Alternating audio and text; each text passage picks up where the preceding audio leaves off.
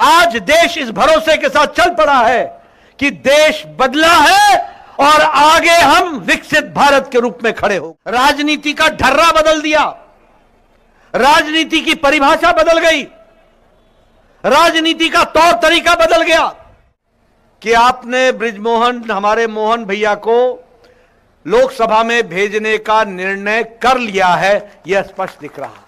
कांग्रेस क्या करती थी? भाई को भाई से लड़ाना, जाति को जाति से लड़ाना, मजहब को मजहब से लड़ाना, गांव को गांव से लड़ाना, हर तरीके का विभाजन करके वोट बैंक की राजनीति के आधार पर सत्ता पर बैठना, यह कांग्रेस का रवैया था। बोलिए भारत माता की। भाई जरा आवाज में जोर होना चाहिए, जोश होना चाहिए। बोलिए भारत माता की, भारत माता की, भारत माता की। आज के इस जनसभा में मंच पर उपस्थित हमारे पार्टी के यशस्वी और लोकप्रिय अध्यक्ष श्री किरण देव जी, हमारे बहुत ही लोकप्रिय और हमारे वरिष्ठ साथी जो हमारे प्रत्याशी हैं और भारतीय जनता पार्टी के वरिष्ठ नेता भाई बृजमोहन अग्रवाल जी,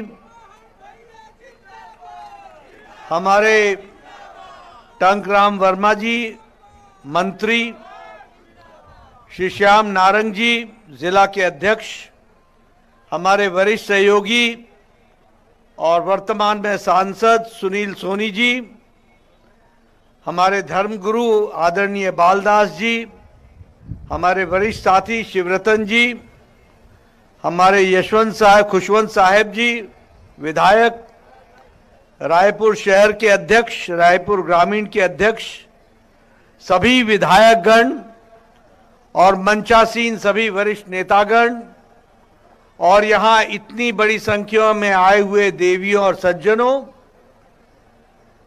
मेरे युवा साथी और मीडिया के मेरे साथी, प्रिंट मीडिया और इलेक्ट्रॉनिक मीडिया के मेरे साथी, आज जब मैं यहां आया हूं तो जो मैं आपकी संख्या देख रहा हूं, आपका उत्साह देख रहा हूं, आपका उमंग देख रहा हूं, आप में ऊर्जा देख रहा हूं, ये सब मुझे इस बात का विश्वास दिला रही हैं कि आपने बृजमोहन, हमारे मोहन भैया को लोकसभा में भेजने का निर्णय कर लिया है, यह स्पष्ट दिख रहा।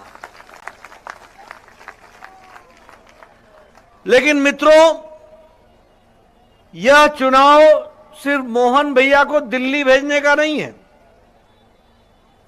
यह चुनाव सिर्फ मोहन भैया को सांसद बनाने का चुनाव नहीं है, यह चुनाव मोदी जी के नेतृत्व में विकसित भारत के संकल्प को पूरा करने का चुनाव है, यह हमको याद रखना चाहिए।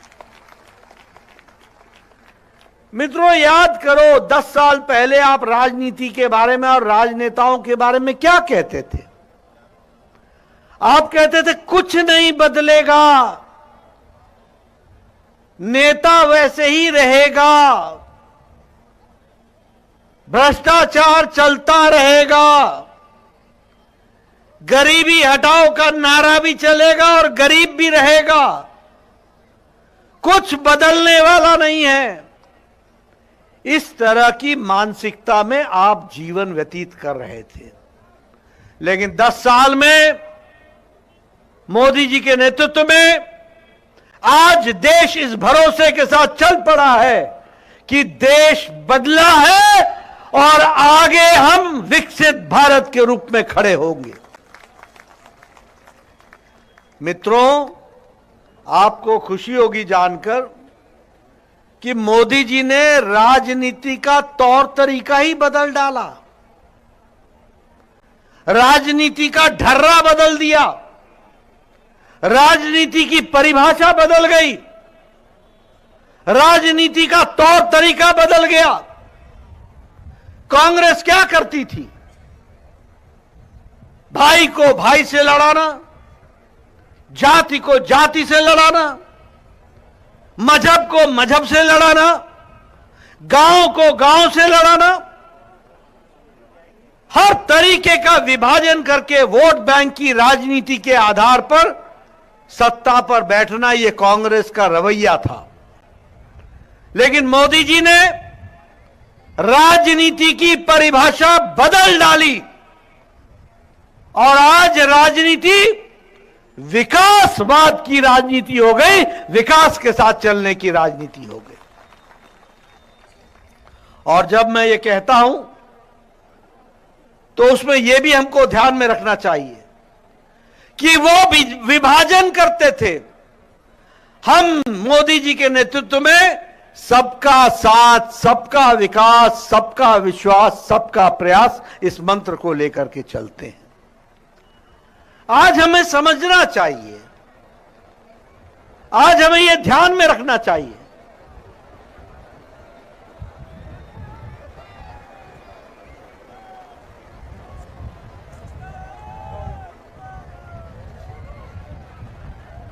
इंद्र देवता भी खुश होकर के मोहन भैया को आशीर्वाद दे रहे हैं। सब बैठिए बैठिए, शांति बनाए रखिए। शुभ घड़ी है ये, बहुत शुभ घड़ी है। सब लोग शांति से हमारे राष्ट्रीय अध्यक्ष को सुनिए।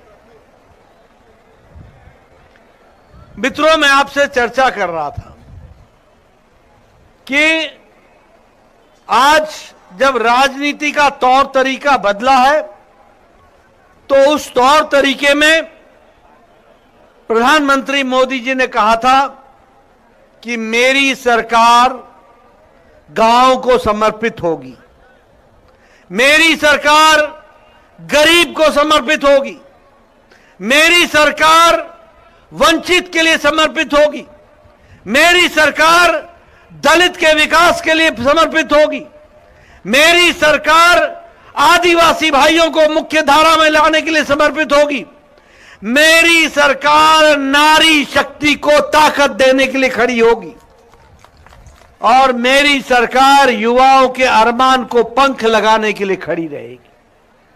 आज हम देखते हैं, ये मोहन भैया बड़े लंबे समय से विधायक हैं। मैं याद दिलाना चाहूंगा, मोहन जी, मैं भी 1993 में विधायक बन गया था। मेरे विधानसभा में 85% सड़क के बगैर गांव थे, कोई सड़क नहीं होती थी। चंदू भैया बैठे हैं, कोई इनसे पूछो, कोई गांव में सड़क नहीं होती थी, दूर दूर तक पैदल जाना पड़ता था। लेकिन प्रधानमंत्री मोदी जी के नेतृत्व में 1,60,000 गांव तक पक्की सड़क पिछले 10 साल में पहुंची है। प्रधानमंत्री ग्रामीण सड़क योजना, आपने सुना था कभी कि आज 2.25 लाख गांव पंचायत, पौने 2 लाख पंचायत ऑप्टिकल फाइबर से जुड़ गए हैं। आज गांव डिजिटल हो गया, कॉमन सर्विस सेंटर के साथ खड़ा हो गया। आज अगर हम देखें तो गरीब व्यक्ति के लिए बताइए, प्रधानमंत्री गरीब कल्याण अन्न योजना में 5 किलो गेहूं मिलता है ना, 5 किलो चावल मिलता है ना, 1 किलो दाल मिलती है ना। 80 करोड़ की जनता को, 80 करोड़ की जनता को 5 किलो गेहूं या 5 किलो चावल और 1 किलो दाल देने का काम प्रधानमंत्री मोदी जी ने किया। और इसका असर क्या हुआ है? इसका असर यह हुआ है गरीब लोगों को कि 25 करोड़ लोग गरीबी की रेखा से ऊपर आ गए हैं। इस तरीके की व्यवस्था हुई है। मैं यहां यह भी आपको बताना चाहता हूं, हम लोग लंबे समय से एमएलए रहे। ये हमारे चंदू भैया भी थे, हमारे बृजमोहन भाई भी थे। क्या होता था, हमारे को इंदिरा आवास योजना में एक पंचायत में 2 घर मिलते थे, 2 घर। ठीक बोल रहा हूं ब्रिजमोहन भाई? 2 घर। आज मोदी जी ने 4 करोड़ घर आपको पक्के मकान बना करके दिए, और आप ब्रिजमोहन भैया को फिर से भेजोगे, 3 करोड़ नए घर और बनकर के तैयार होंगे और आपको समर्पित होंगे। आयुष्मान भारत, कभी सोचा था कि गरीब आदमी का इलाज होगा? मैं पिछले भी सभा में बोल रहा था, मैंने टंकराम वर्मा जी को बताया क्या था वहां पर।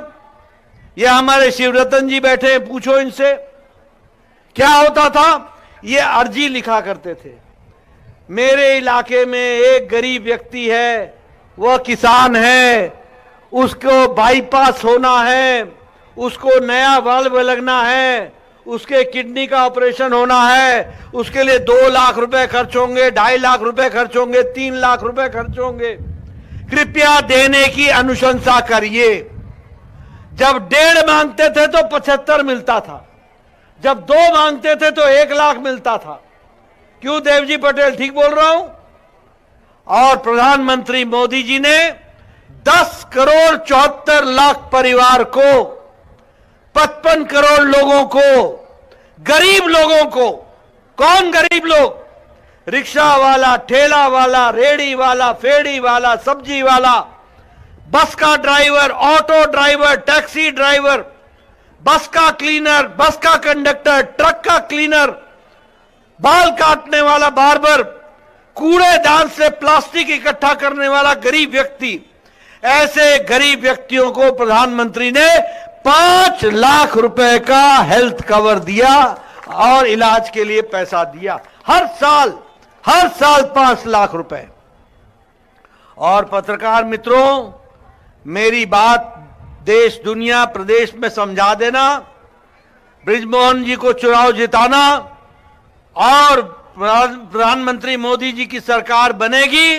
अब भारत में 2024 के 4 जून के बाद 70 साल से ऊपर का कोई भी व्यक्ति, कोई भी माता, कोई भी बुजुर्ग, किसी भी जाति का, किसी भी मजहब का, किसी भी आमदनी का, बड़ा हो छोटा हो, सबको मोदी जी आयुष्मान भारत के 5 लाख के हेल्थ कवर में उनको जोड़ रहे हैं। 5 लाख के हेल्थ कवर। उसी तरीके से जल जीवन मिशन, आज 11 करोड़ लोगों को जल, हर घर नल, हर घर जल से जोड़ा गया। और आपके रायपुर में 1,80,000 लोगों को, नए लोगों को जल से जोड़ा गया। जल का हर घर नल, हर घर जल। ये हमारे एमएलए जितने हैं, ये गर्मी में घूमा नहीं करते थे, क्योंकि महिलाएं सामने खाली घैला रख देती थी, ये लोग तुम्हारे राज में पानी नहीं मिलता। आज मोदी जी ने 11 करोड़ घरों को जल से कनेक्शन दिया और 1,80,000 कनेक्शन आपको जल जीवन मिशन में, वह आपको रायपुर में दिया गया। यह भी हमको ध्यान में रखना चाहिए। स्वच्छ भारत मिशन, हमारे शौचालय और इज्जत घर देने का काम। और उसी तरीके से टैक्सेस के दृष्टि से देखा जाए तो लगभग 4 गुना से ज्यादा हमारे यहां टैक्सेस में हमारे को राहत मिली और प्रधानमंत्री मोदी जी की दृष्टि से, आर्थिक दृष्टि से आपका विकास किया गया। हर दृष्टि से विकास को आगे बढ़ाने का काम किया गया। आज आपका railway station, Raipur railway station, Amrit Bharat में उस पर विशेष योजना से काम चल रहा है। एयरपोर्ट और रेलवे स्टेशन में अंतर नहीं होगा। All India institute of medical sciences अगर रायपुर में खुला तो तब खुला जब अटल बिहारी वाजपेयी भारत के प्रधानमंत्री थे।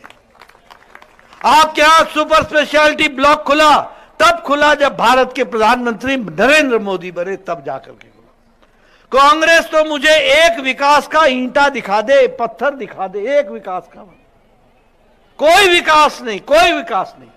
आप बताइए आजकल नेशनल हाईवे बन रहे हैं कि नहीं बन रहे हैं? बन रहे हैं कि नहीं? एक्सप्रेस वे बन रहे हैं कि नहीं बन रहे हैं? रायपुर टू राउरकेला सड़क बन रही है कि नहीं बन रही है? विकास के काम हो रहे हैं कि नहीं हो रहे हैं? ये सारे काम इस बात को बताते हैं कि किस तरीके से आज 5 मेडिकल कॉलेज छत्तीसगढ़ को मिला। हर दृष्टि से विकास के काम को आगे बढ़ाया गया। IIT Bhilai, Indian institute of technology बन रहा है। रेलवे का बजट बढ़ा दिया गया। अमृत भारत में 32 स्टेशन छत्तीसगढ़ में बन रहे हैं और उसी तरीके से रायपुर विशाखापट्टनम और दुर्ग रायपुर और आरंग कॉरिडोर ये भी बनने का काम को आगे बढ़ाया गया है।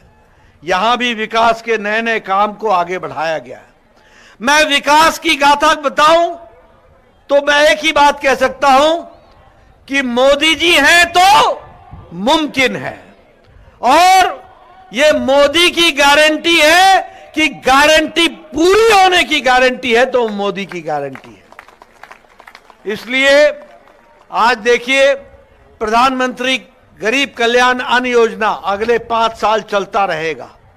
प्रधानमंत्री किसान सम्मान निधि अगले 5 साल तक चलता रहेगा। आयुष्मान भारत 70 साल से ऊपर के लोगों को जोड़ लिया जाएगा और 3 करोड़ लखपति दीदी बनाने का संकल्प ये मोदी की गारंटी है कि पूरी होने की गारंटी मोदी की गारंटी है। इस तरीके से हम विकास कर रहे हैं। मैं यहां आपको एक बात और बताना चाहता हूं कि एक तरफ मैंने आपके सामने ये सारी कहानी रख दी और विकास की बात आपको बताई, लेकिन यहां मैं ये भी आपको बताना चाहूंगा कि आपने 3 महीने पहले हमारी सरकार बनाई और बघेल की सरकार को आपने टाटा बाय बाय कह दिया। बताओ फर्क पड़ा है कि नहीं पड़ा है? बोलो, फर्क पड़ा है कि नहीं पड़ा है? कानून व्यवस्था सुधरी कि नहीं सुधरी? आम आदमी का जीवन अच्छा हुआ कि नहीं हुआ? मैं आपको सिर्फ एक ही बात बताना चाहता हूं। अभी ये हमारे ब्रिजमोहन भैया बता रहे थे कि आपको फलाना योजना मिला कि नहीं मिला। मैं आपको बताना चाहता हूं कि धान की खरीदी के लिए एक 19,257 रुपए के हिसाब से प्रति एकड़ और 24,75,000 किसानों के खाते में 13,320 करोड़ रुपए पहुंचा दिए गए। 13,320 करोड़ रुपए। मैं यहां यह भी बताना चाहता हूं आपको कि भूपेश बघेल ने आपको बोनस नहीं दिया था। 2015-16 का और 16-17 का बोनस आपको 3,800 करोड़ रुपए का भुगतान कर दिया गया है और 70,24,000 बहनों को के खाते में 2 किस्त 2,000 रुपए पहुंचा दिया गया है। इस तरीके से व्यवस्था की गई है, यह भी हमको ध्यान में रखना चाहिए। एक तरफ तो बीजेपी है, एक तरफ तो कमल है जो खिल रहा है, जो हर एक तरीके से विकास को आगे बढ़ाने का काम कर रहा है, लेकिन दूसरी ओर हमारे कौन लोग हैं? वही कांग्रेस पार्टी, वही घमंडिया गठबंधन, वही इंडिया अलायंस। एक तरफ मोदी जी बोलते हैं भ्रष्टाचार हटाओ और दूसरी तरफ ये घमंडिया अलायंस बोलता है भ्रष्टाचारियों को बचाओ। बोलो, आप भ्रष्टाचार हटाना है कि नहीं हटाना है? और भ्रष्टाचारियों के खिलाफ एक्शन होना है कि नहीं होना है? होना चाहिए कि नहीं होना चाहिए? ये इंडिया अलायंस ये परिवारवाद का जमावड़ा है, परिवारवाद का। आप बताओ, फारूक अब्दुल्ला, उमर अब्दुल्ला परिवार की पार्टी है कि नहीं है? इंडिया अलायंस का पार्ट है कि नहीं है? आप बताओ, ये सुखबीर बादल ये परिवार की पार्टी है कि नहीं है? ये चौटाला परिवार की पार्टी है कि नहीं है? ये मुलायम सिंह, अखिलेश, डिंपल ये परिवार की पार्टी है कि नहीं है? ये लालू, राबड़ी, तेजस्वी, तेज प्रताप परिवार की पार्टी है कि नहीं है? आप बताओ, ममता और अभिषेक परिवार की पार्टी है कि नहीं है? आप बताओ, केसीआर, केटीआर, कविता परिवार की पार्टी है कि नहीं है? आप बताओ उदयनिधि स्टालिन और स्टालिन परिवार की पार्टी है कि नहीं है? आप बताओ शरद पवार सुप्रिया सुले परिवार की पार्टी है कि नहीं है? आप बताओ उद्धव ठाकरे और आदित्य ठाकरे परिवार की पार्टी है कि नहीं है? आप बताओ राहुल गांधी सोनिया गांधी प्रियंका गांधी ये परिवार की पार्टी बन गई कि नहीं बन गई? ये सभी परिवार को बचाने में लगी हुई पार्टियां हैं। ये भ्रष्टाचार में लिप्त हैं, सब भ्रष्टाचारी हैं, सब भ्रष्टाचार में लगे हैं। आप बताओ राहुल गांधी बेल पर है कि नहीं है? जरा जोर से बोलो भैया, राहुल गांधी बेल पर है कि नहीं है? और आप बताओ सोनिया गांधी जी बेल पर है कि नहीं है? नेशनल हेराल्ड का केस चल रहा है कि नहीं चल रहा है? पी चिदम्बरम बेल पर है कि नहीं है? कार्तिक चिदम्बरम बेल पर है कि नहीं है?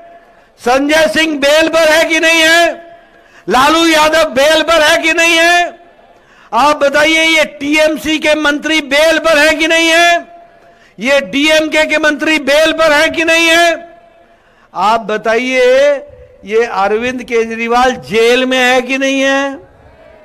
मनीष सिसोदिया जेल में है कि नहीं है? और ये सत्येंद्र जैन जेल में है कि नहीं है? आजम खान जेल में है कि नहीं है? ये टीएमसी के मंत्री जेल में है कि नहीं है? ये केसीआर की बेटी कविता जेल में है कि नहीं है? आप बताइए ये डीएमके के नेता जेल में है कि नहीं है? ये भ्रष्टाचारी लोग या तो बेल पर हैं या जेल में हैं। बोलिए ऐसे लोगों को आगे आने देना है क्या? आने देना है क्या? और आप देखिए इनको देशद्रोहियों के साथ क्या प्रेम है, क्या प्रेम है। अगर मैं इनको बताऊं देशद्रोही के दृष्टि से, जहां जहां तुष्टीकरण की राजनीति होती है वहां वहां कांग्रेस नरम होती हुई दिखाई देती है।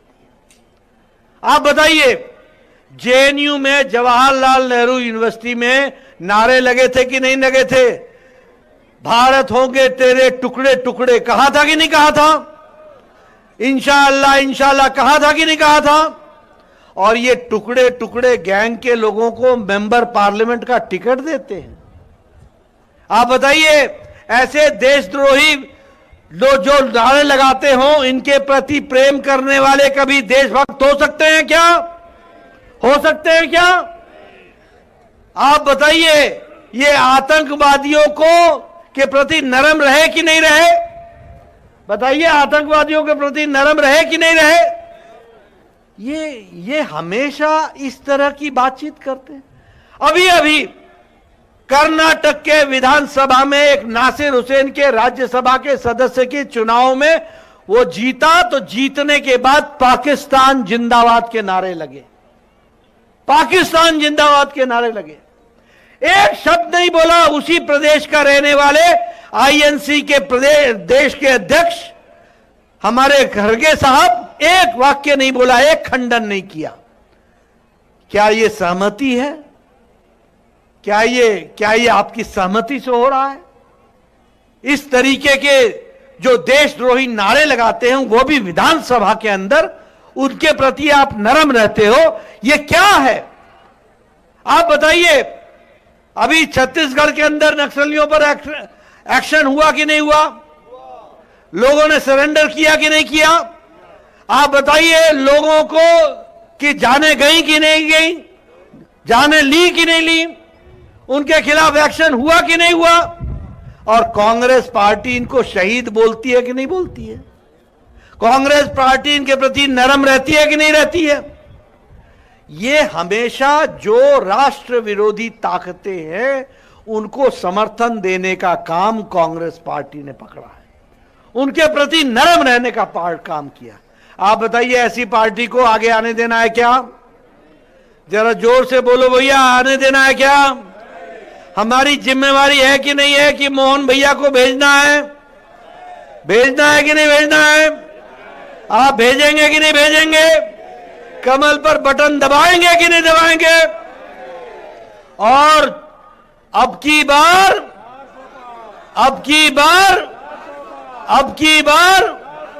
फिर एक बार बहुत बहुत धन्यवाद। जय भारत, जय छत्तीसगढ़, जय जोहार।